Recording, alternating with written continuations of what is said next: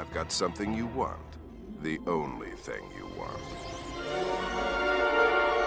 Darkseid is taken front and center as one of DC Comics' major villains. Jack Kirby originally created him for the Fourth World, which initially was meant as standalone in continuity. But when Forever People #1 came out in 1970, we see our first glimpse at Darkseid, whose entire existence has been created to get the anti-life equation. But what exactly is the anti-life equation? A lot of people misunderstand its meaning and misinterpret its use. So let's talk about it.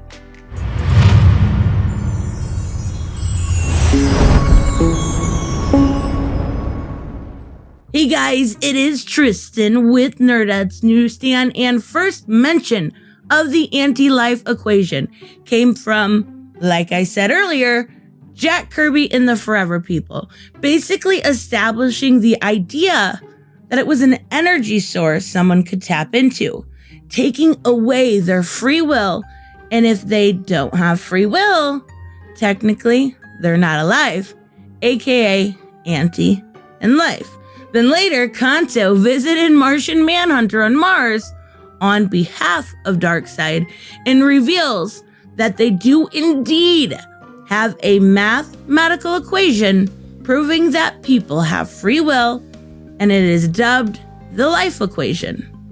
So, essentially, if we have free will, then Darkseid realizes that his antithesis must be correct.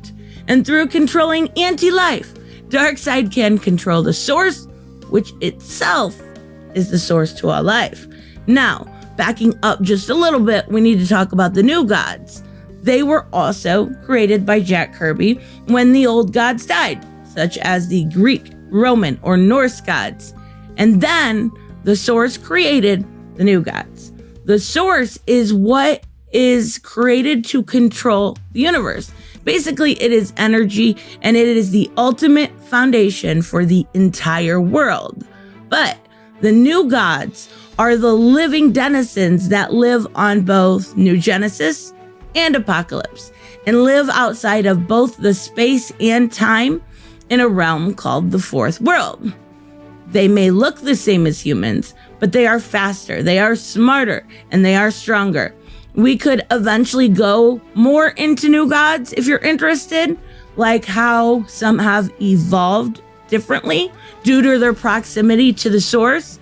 But for this purpose of this video, we only need to know the basics. So let me know if you're interested below in the comments. Now, knowing who those new gods are, we can narrow down everything into one in particular. And now we are back to Darkseid. See, circular storytelling isn't just for comics, it's for the explanations too. Darkseid has basically one goal in life, always and forever, and that is to obtain the anti-life equation, and in doing so, take away free will and control those under its influence. And in controlling them, he would have power to conquer the universe. What do a lot of rulers inevitably want, right? Absolute control. As Jack Kirby himself once explained, if someone possesses absolute control over you, you're not really alive. It's the only feasible way to truly rule all life, as permitting freedom would then allow a chance for some sort of rebellion against your reign, right? And most look at Darkseid as the new god of evil or darkness. And what do gods want? To be worshipped. Sometimes as a side motive, he also plans to enslave everyone else as kind of a way to bring order to a chaotic universe, right? This is depending on the writer though, with a second possibility that he's actually uncomfortable with free will in and of itself. The idea of free will makes him so uncomfortable, and therefore he wants to take it away. Now, it confuses some people because there is an actual equation, which is newer thanks to Grant Morrison, who created that formula. It's loneliness plus alienation plus fear despair, self-worth, divided by mockery and condemnation, misunderstanding times guilt, and shame and failure and judgment and wear and hope and folly and love and lies, and it's a mess. But by speaking this equation, Darkseid can insert the full formula into someone's mind, giving them the sort of certainty that life is hopeless, that life has no freedom, that life is pointless and everything great about it is meaningless. Darkseid always tries to dominate, and in a variety of different ways, but it doesn't usually get that far, even in Final Crisis, where he actually has the anti-life equation. He is still unable to use it to his fullest and establish eternal reign over all of life. So, it's still inherently a challenging goal, no matter what. The anti-life equation is just the method with the highest chance of actual success for him.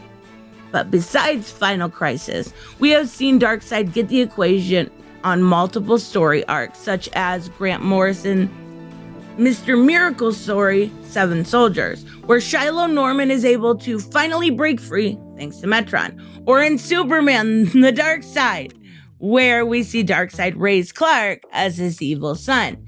Now, it does change depending on continuity, because we see in the New 52 Darkseid, he already knows the equation, because as it is revealed in Multiversity, Darkseid has his pre-New 52 memories.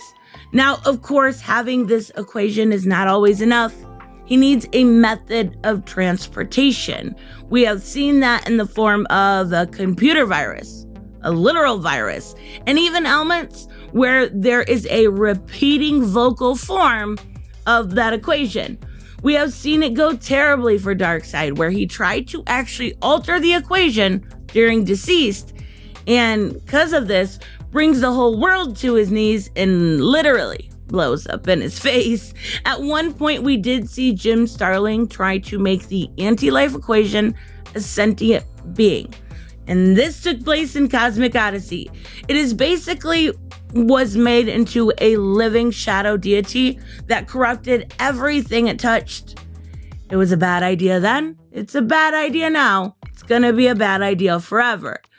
And it was eventually retconned as a creature who had been mislabeled and had nothing to do with the anti-life equation. And speaking of retcons, my inspiration for this video, and I'm not sure how Zack Snyder is going to use the anti-life equation, because it doesn't seem clear that he has an idea as to what it is. It seems like he is slapping the name on something that suits his version of the Justice League and use it because it's tied to Darkseid.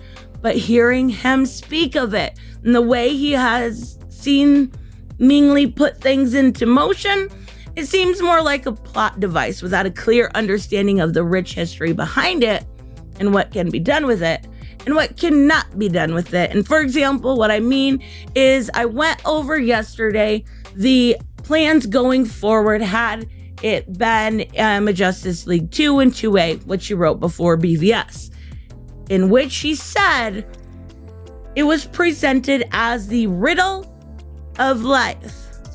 And in his original story, he had the Riddler solve it. Yes, that is real. It is not a riddle. It is not a riddle of life. It is not something that the Riddler could simply solve. It is essentially the ultimate weapon. Let me know what you guys think. I will see you in the next one. Bye-bye.